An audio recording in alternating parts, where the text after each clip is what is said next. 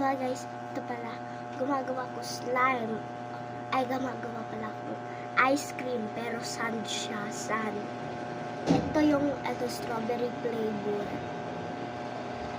Tapos, ito naman yung orange flavor.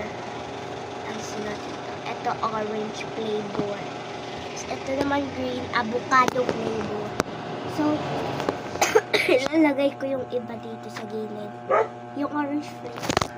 Ito yung orange flavor. Dito sa dulo. Tapos dito sa gitna yung strawberry. Tapos ito. So, pwede kayo mag-order sa akin, pero fake lang. Pwede kayo mag-comment, or kaya pwede kayo mag-collab sa akin. So, meron nag-order sa akin kaganina is si Sarah. So, hindi ko pa alam kung ano flavor, pero chinat ko na. So, yung flavor daw is avocado and orange. So, gawin na natin na ngayon.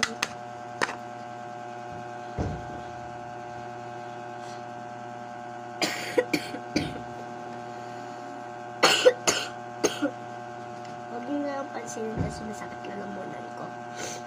Kaya ganito boses ko, tsaka may sipon ako.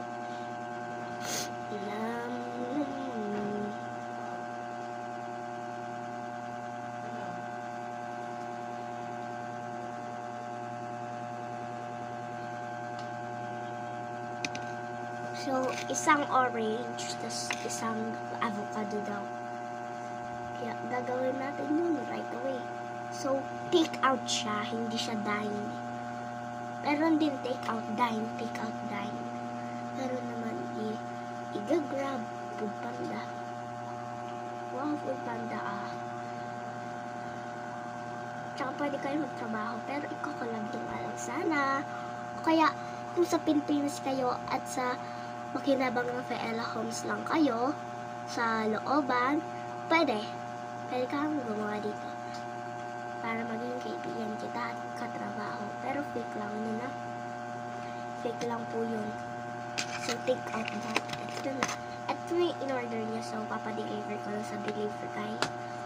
Ayan na po kuya guys, na-deliver na, so mauubos na yung time ko, tsaka magsasarado na ako kasi malapit na maubos yung ice cream, tsaka gagawa pa kami ice cream. Alam nyo kung saan gawa ng ice cream? Secret ingredients